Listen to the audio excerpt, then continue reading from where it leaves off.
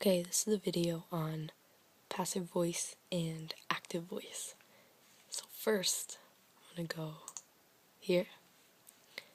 La voz pasiva, if the actual subject is stated in the sentence, is generally called the agent, which also is followed by the word by.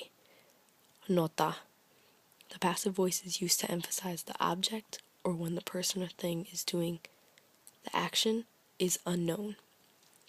So basically, you're going to use the passive voice when the person in the sentence is not known, like you don't know who's actually doing it. You can't point out, and you should ask your question, who's doing it? Okay, next, I'm gonna go here. It's kind of sideways. La voz pasiva.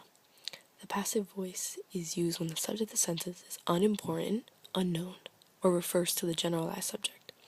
The agent, the person performing the action on somebody else, is introduced by the preposition por. The passive voice has two parts: the conjugated verb ser plus the past participle. The past participle has to agree with the subject, not the agent, in gender, number, and just like adjectives.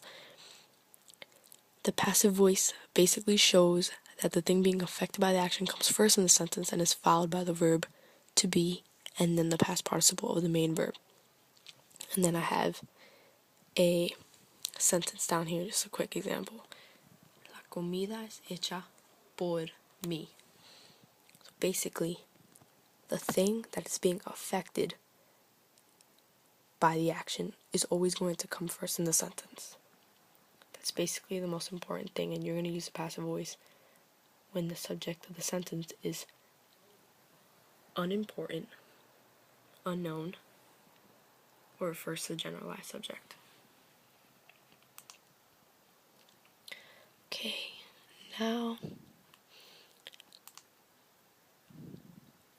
Okay, now I have a sentence or an example in the passive voice.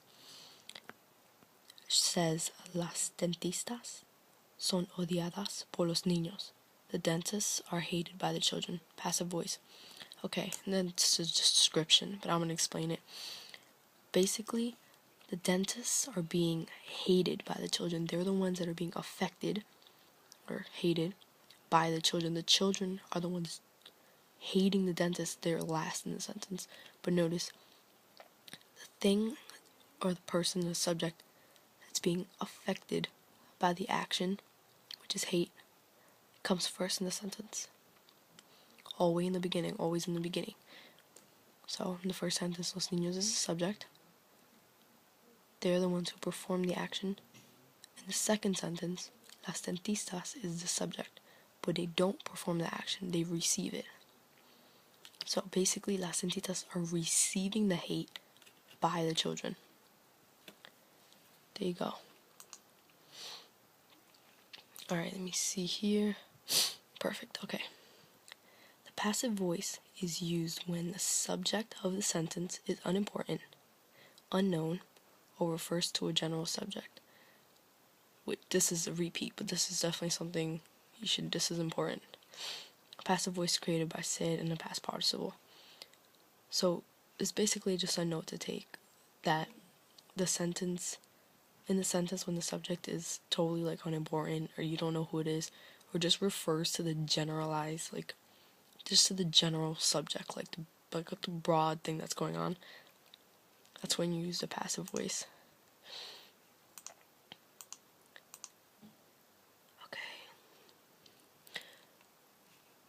Let's see what else we have.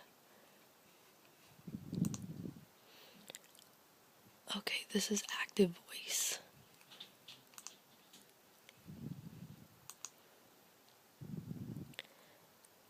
Okay, just ignore this bottom part for now. That's for the active voice. The passive voice, the subject is acted upon by something else. Therefore, the subject of the sentence does not provide the answer to the question, who did it?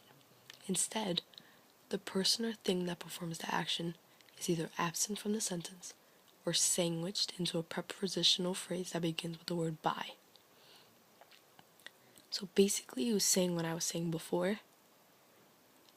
Like, when you see a sentence, the first question you should be asking yourself is who did it? Who's doing it? And like I said before, also, the passive voice, the subject being acted upon by someone else, it's always going to come first in the sentence,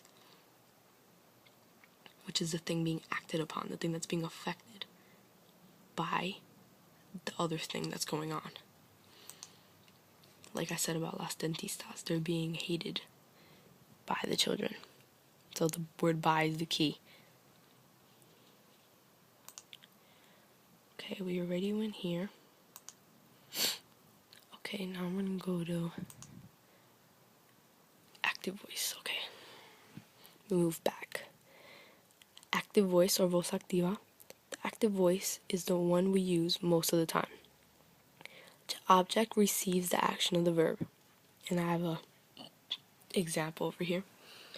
Colón discovered America. Colón descubrió América. Typical subject, verb, and object. The active voice looks more simple and normally used. I have another example down here, but first I'm going to stay up here for a second and just say that the active voice is pretty to the point. It's pretty simple. The object is receiving the action of the verb. It's pretty much typical how you form a sentence. A lot more easier than the passive voice. The passive voice, I think, takes more time to think about. You gotta ask yourself questions and figure out what's going on, who's doing things, who's being affected by things. But this one is pretty much to the point. Colón, the subject, discovered, the verb, and the object is America, the place. So it's pretty to the point, simple. It's less awkward. It's to the point. It's pretty much active voice. We're gonna go over here. Okay, this is reasons to use the active voice. Okay, the active voice is shorter and more direct. The active example that I have here. The waiter dropped the tray of food. Don't worry about the passive for right now. The active voice is less awkward and clearly states a relationship between subject and action. Okay, so it's clearly stating the waiter, which is the subject, dropped, which is the verb, and the tray of food, which is the object. Like I said before, subject, verb, and object. It's to the point, and it shows the first thing in the sentence that you notice is the waiter. The waiter is the person that's performing the action. When you see in the passive voice, you don't see in the beginning the person that's performing the action. You see the tray of food, which is at the end of the active voice sentence. This is what's affecting the waiter, because he's the one that dropped the tray of food. So you see how the wording is completely different. The waiter dropped the tray of food. The tray of food was dropped by the waiter. So you see that it sounds a little bit more complicated, a little more complex, a little more advanced, if you would say. Now we're gonna go back. We're gonna go back to this one, and I'm gonna show you the other example that I have down here. Right here, Pedro come las manzanas. Like I said, to the point. Subject, verb, object. The subject, like we said, Pedro, is the noun that is performing the action. Pedro is the one that is eating the apples. He's the one. Clearly states Pedro's the one. There's nobody else here. He's performing the action, which is come, which is eating. So the verb is in the active voice. That's how you know it's in the active voice. It's a good example. Okay, we're gonna go to remember. Okay. This is basically stuff you should remember about passive and active voice in general. In the passive voice, the subject is acted upon by something or something else, or someone else. Therefore, the subject of the sentence does not provide the answer to the question, who did it? Like we said before, who did it? This is just a quick repaso. Instead, the person or thing that performs the action is either absent from the sentence or sandwiched into a prepositional phrase that begins with the word by. So remember, passive voice, the word by. Passive voice has the person that's being affected by the action in the beginning. The person that's affected, not the person that's doing it. The person that's being affected by it. One way to determine whether a sentence is active or passive is to ask the question, who did it? If the subject of the sentence has performed the action, then it's probably active voice. So like I said before in the other example, that when you have the person that's actually performing the action clearly stated from the beginning, it's probably going to be active voice. When you have the person that's being affected by the action is in the beginning, you got passive voice. Okay. We went here.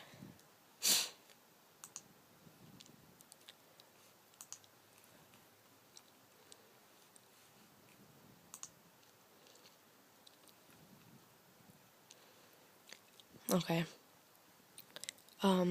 Quickly, active voice. You have the person that's performing the action in the beginning. Passive voice, you have the person or the thing that is being affected by the action in the beginning. Remember, ser plus past participle is the passive voice. And the passive voice is used when the subject of the sentence is either unimportant, unknown, or refers to a general subject. So basically the things you need to be looking for passive voice, ser plus past participle, if the subject is unknown or unimportant. And remember, passive voice, the person or the thing that's being affected is in the beginning, and active voice is when literally the person that's doing the action is in the beginning. It's straightforward. Active voice, straightforward, and passive voice is not so straightforward. You can also remember it by maybe passive is more, maybe if you think of the word passive would be a little bit more passive, like you don't really know that much information. If someone's very passive about things, they don't really give that much information. I guess you could say, just to remember things. Active, very to the point. I guess you can think of it like that if you wanted an easy way to think about it. That's how I think about it. Okay, well, that was active and passive voice. And that's my presentation.